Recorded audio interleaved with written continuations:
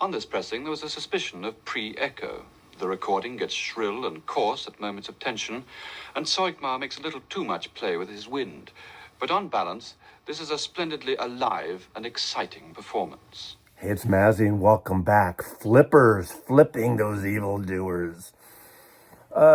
These type of videos are amongst my favorite to make because I don't write anything down. I just I get an idea. I usually am inspired by music or a movie or a television show or a conversation I have with someone or other people's videos on YouTube, primarily from, quote, vinyl community, but even other videos of people talking about art. It's all related to art. I mean, I'm one of those, I consider myself an artist without a discipline, although I guess now with these YouTube videos, I found a venue because I'm a terrible guitar player, but I've been playing guitar literally since 1966. But I play as good as I played in 1968, maybe. No better, but I enjoy it. I don't play much anymore, unfortunately. I'm a terrible singer. I can't sing. I can hear it when people are off key. I don't care if they're off key, but I can hear it. I can hear when there's an issue, but I can't replicate it. I've never taken singing lessons, but I'm atonal, I believe. I think my register is low, and I want to go high, and it doesn't work for me. So that's fair enough. I have done photography, but I ended up representing photographers rather than doing it. Those who can't teach. Those who can't teach, represent or manage. That's the story, I think. But I want to talk about flippers, and this is a response, literally, to a video that Seeking a Thread created.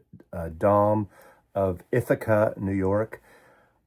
I quite like him. I consider him sort of a segment of these vinyl creators, vinyl YouTubers, vinyl community members, whatever you want to call them, classify us collectively, the collective us, as the intelligentsia of, he's in that category.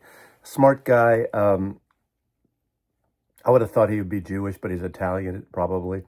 But, you know, it's that same thing, except for the Jesus part of it, I think.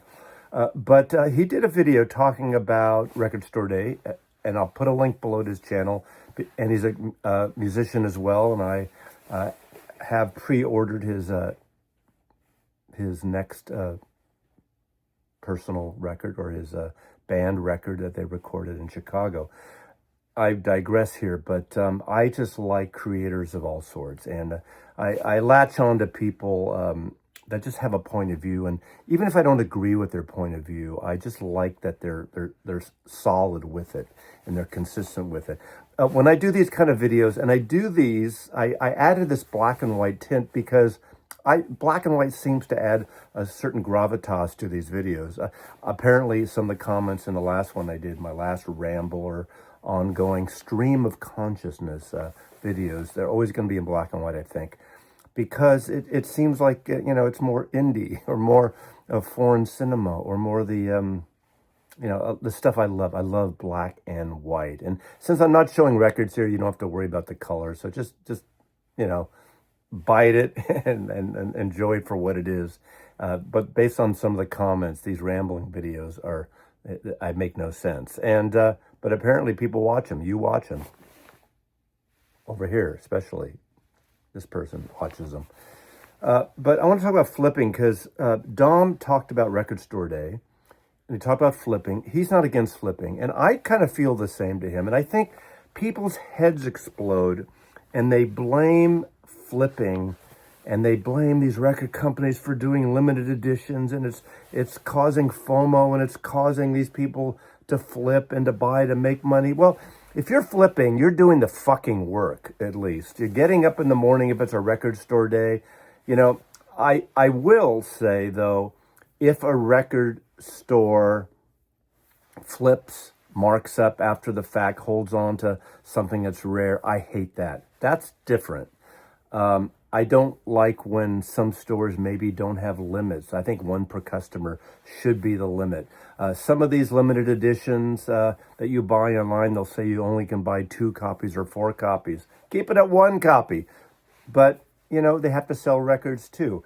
And they don't press less records to make them expensive, because on the flipping market, the labels and the artists make nothing. They don't make that extra money. So, and this is not just record. My son is a video gamer, into video games, and of course you know how that works. Remember when Sony PlayStations first came out and they were limited? A lot of those consoles, a lot of those games, and for a short time the price goes up. And if you're willing to pay it, if someone's willing to pay a ton of money for something, that's their business. Ain't business of yours. What the fuck? It's no big deal.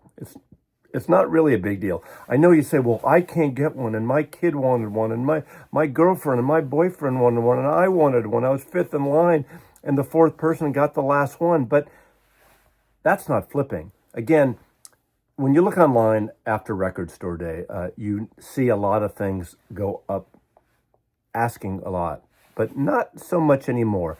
There are a handful. I would say every Record Store Day, there might be 5 titles, if that. I think fewer now, even though they're pressing less copies. Apparently, that Wicked soundtrack went for crazy money. Who the hell wants the Wicked to buy the CD? But I understand. And those people are flipping. Now, what is the definition of flipping? How long do you have to wait to just become someone who wants to trade and sell records they have? Is it a week? Is it a month? Is it a year? I was trying to think, have I ever been a flipper? I don't consider myself a flipper. I have sold records. Those of you who watch know I do auctions occasionally here, and I'll probably do more over on the Whatnot app as well, mostly for my collection now, just to kind of weed things out, multiples. But I was thinking, the one time I did it, and I was very successful at it, but it wasn't intentional. Remember McCartney 3. Well, I had heard the rumblings about Third Man was doing a very limited edition. 333 copies of McCartney 3. Handmade covers, basically silkscreen covers. The record was colored and it had the 3 dots of like the dice, yellow and black, I believe. I'm going to try to insert a picture here because I took a picture of. I woke up one morning and here's the thing I always say. Subscribe on Instagram to all the artists, record companies, people like me, Mazzy's Music on Instagram. Follow us, follow them. You'll hear when things come out. When people say, there was this Grateful Dead record box set and I didn't even know there was a Rhino Black Sabbath and it sold out in 9 hours. I didn't know. Well, you knew, if you follow music, that they're going to announce on a specific date. So subscribe to these places. Subscribe to the emails. Now, you might lose out, but we know in terms of the Rhino ones, they eventually press on number 1, so it doesn't make a difference. But going back to the McCartney story, so I was subscribed to Third Man Records, and I woke up at, I think it was 5 in the morning my time, and I saw it. It, bling, came up for sale. I ordered $60 I paid for it. And I got it. 333 copies of a McCartney album. Now, he made all these different color variants, with most of them are worth virtually nothing now, or not much. People have been flipping those. So I kept it, and I saw they were going for a lot of money, and I kept it. I kept it for about 3 or 4 months. And then I saw it was going crazy. I think one sold for like over $3,000, maybe $3,500 even. So I finally put it up on eBay. I figured, I don't need this art piece on my shelf. I have all these other color variants. I have the music's stupid, right? And I put it up and I got like $2,600 or $2,700 for it. Something I paid $60, and it bought me a lot of other records. And am I a flipper? I waited 3-4 months. I didn't buy it to flip. Is that it? Is it intent? Does an intent make you a flipper? Now, I know of people that go around to the Walmarts and the Urban Outfitters and buy up, copies there. And those places I don't think have limits to what you can buy. There's certain color variants. If you're going to do that, if you're going to run around in your car to make $50, $20, $100 on a record, all the power to you. There's a lot of other ways to make more money. Now, when you have something in your collection that is very valuable, that's another thing. I had the very first Residence album that I've had for years. I've showed it on this channel. 1974, the first one. It was a parody of the Meet the Beatles cover, Meet the Residents. Ringo Crawfish, or Ringo Starfish, Paul McCrawfish, all hysterical. Avant-garde, noise, minimalistic, experimental industrial group out of San Francisco. I believe they came from Texas? But it was San Francisco, the hybrid. And I bought that copy for like $3 I got it for. It's still in shrink. I opened up, experimental thing, and it was kind of a cool artifact. I bought it initially because of the Beatle connection, not because of the Residence, but over the years I saw the Residence. So just recently I sold it for, God, a lot of money. I mean, more than like 20 times, no, more than that. I sold it for a lot of money because I saw it was going for anywhere from $500 to $750 or so, and there's only 1,000 of those in the world of the very first pressing. That's not a flipper. I held out for 50 years. Jesus Christ! But I'm not against it flipping. Now there are assholes who flip and do it, but they're running around doing the work. Are you doing the work? Go stand in line. I stood in line early in the morning on Record Day with 4 of my friends, and we had a great day. We made a day out of it. We had lunch. We had coffee. We just had a good time. And, definitely I could have gotten, I think, almost everything, except maybe 1 or 2 titles that afternoon. In fact, we went to 2 other stores or 3 other stores, and we found almost everything then. But it was the fun of hanging out. And I know some people don't have the physicalness of getting up and staying out in the cold and moving around. I'm fortunate enough, knock on composite wood, composite IKEA shit. By the way, these are IKEA Bondi. People always ask, where'd you get these? They don't make them anymore. They stopped 12, 13 years ago. Bondi, they're very finished. IKEA, great. They have backs, they have lips, top. Better than the Calic stuff, I think. They look more finished. But again, I digress again. Digress is a good word for these kind of things. So anyway, we had a great time. And I was listening to Dom because Dom had been in the record. He worked for WIA, which used to be, now it's Warner Music, but Warner Electro Atlantic. He worked for that label, worked in stores. He knows the business. He worked in Record Store Day. But he was talking about early Record Store Day, the beginning of Record Store Day, when it really wasn't a big thing. And, I think Record Store Day is great. There are a lot of people also like to bitch about Record Store Day. Don't go to it. I bought records. I think this year was one of the best Record Store Day ever. The last one about a month ago, 3 weeks ago, because there was a lot of great titles. There's a lot of variety. There's always some crap in picture discs and maybe a few live things that are, suspect. And sometimes you lose. You buy something that works, something else isn't right, or it's not right. You realize you got caught up in the moment. I've certainly done that, and then I maybe trade it later, sell it later, whatever. And that's just the nature of record collecting anyway. And it brings people in. And most of the stores I know, if they do it right, they do really well. They bring other customers in, at least here in Seattle. The stores here like it, and it works for them. I know there are some stores that complain. Some store people complain about the money you have to pay, and that's a whole other issue. I understand that, but I think the pluses are better than the minuses. And if it's not your thing, so be it. It's the music. Buy CDs, stream, and then you don't support anybody. Really, streaming is free, basically. I've said that before, and people get upset. It's not free. It's $15 a month. That's like $150, $180 a year. That's free. When you're getting millions and millions and millions of songs, that's basically free, paying for that music, in my opinion.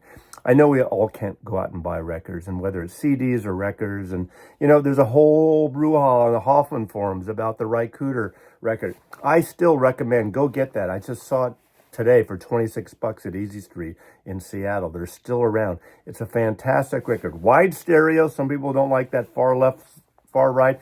And yes, he's playing an electric guitar on the cover, and he plays acoustic on the record, but it's fantastic from 1972. People, heads exploding in the Hoffman forums because it's not out on CD. It's literally called Record Store Day. there was a CD store day some years ago. I'm trying to think when it was. Within the last decade, I believe, even maybe six, well, before the pandemic, I don't know. Anyway, I think it lasted 2 years. I think they even tried cassette day. It failed. It failed. Failed. Record store day is the point. And I know Rycooter fans don't always buy the format in vinyl. Well, there's a lot of things that I buy in vinyl and CDs. I do buy CDs, not as much anymore unless it's real specific. But I have to, hedge my bets in terms of the music. It's the music. So the format, I prefer vinyl, but I'm fine with CDs. It depends on the music. But not everything that I want on vinyl is available. There's a lot of stuff on CDs that I can't get on vinyl. I'm not bitching about it and writing ad nauseum on the Hoffman forums about it yet. I have my bitches. I have my quirks too, anything. But I remember that very first record state. See, I go in, my mind works in circles, as you know. It's not linear, really. But that first record store day, I believe 2008, I met my friend, the archivist, and we went to Haight Street in San Francisco, and we went to Amoeba. And we heard about this. We were all excited. I think we went out for lunch that day, possibly. So we go to Amoeba and we were looking, first of all, there's no one there, because we didn't know. I mean, record store day then, before it was a thing, nobody thought, and now we know it's always, you have to worry about getting up and being, Amoeba opens at 11, as I recall. And we probably got there 11:15, 11:30, whatever. And we looked around and over, if you know the San Francisco Amoeba, when you walk past the registers, the buying area, the registers on the left, you walk in before you go down the steps. It used to be a bowling alley, by the way, and then it was Park Bowl, then Rock and Roll Bowl, one of the first Rock and Roll things that lasted. And then, of course, Amoeba, it's their second store out of 3 stores now. But before you go down where the bowling part was, you go right and there's like posters and I forgot what else is there. Then to the right back, there is a DVD, Blu-ray video room. I think it's still the same there. But to the right, there was this end bin rack, tall rack, maybe 3 rows, if that, maybe 20 titles, if that. I don't even know. I bought one thing, and I can't find it. I know I have it somewhere. It was an REM single, so it was from WEA, Warner Bros. I can't find it. I can't remember even what it was. And I thought, I looked at my singles. Maybe I slipped it in on an album. I didn't check that today, but I have it somewhere because I don't lose things. But that was it. It was no big deal. One and done.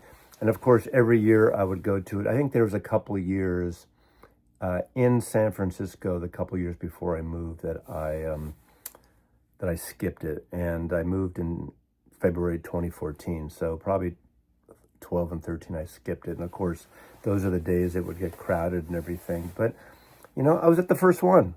Dom was at the first one. He talks about it in that video that you're going to click through and watch at some point. So I think people overreact about flipping. Grow some balls. Go out and, seek out things. As I said, subscribe through Instagram. I think that's the best overall to know what's coming out. I read about new releases in Mojo, and as much as I don't like Pitchfork, I read there. I read a lot of different blogs and hear about things coming out. I follow the labels. I follow the new releases that are coming out in months. So when I kind of have I'm on the pulse there. What's the term? My hand on the pulse, or whatever it's called. Which I did way back in my record store days. I knew it was coming out. I knew the new releases that are coming out over the next month. And I do that. I mean, you can do that too. It's not rocket science. I know you don't have time to do this. You're doing that. You're watching all these YouTube freaking videos. If you're interested, follow the artist that you like. And you hear about sometimes special releases. I just heard today through Kraft and REM, they're putting out a Radio Free Europe, a benefit single. All these fucking arts cuts. The government thinks that all we have to do is about money, money, money, money, money.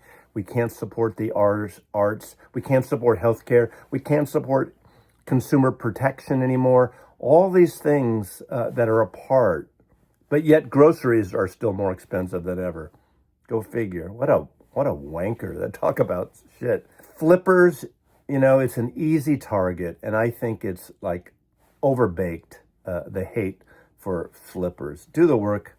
I may miss out on some things because of some goddamn flipper that literally just drives around a city and buys up a certain record and then flips them for more.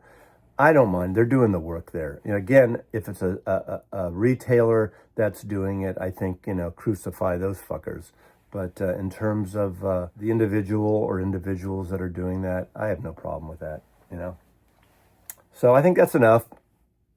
Enough of this stream of consciousness flipper. We call them flippers, faster than lightning. No one can see a dolphin like me, as he loves you. With a dozen different recordings of every work, how do we find the best? Rely on the critic. Nothing escapes him. Comparisons are odious, but inevitable. What are we to make of this version, for example, by Norki and the Albionia on BEP 709? The string tone is thin and boxy. There's faint background rumble, and the woodwind section seems strangely out of focus.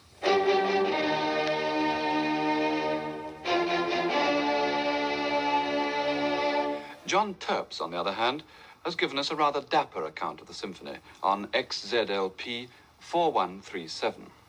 I fear the engineers have picked up a trifle too much resonance, so that fortissimos ring round the room, building up mush.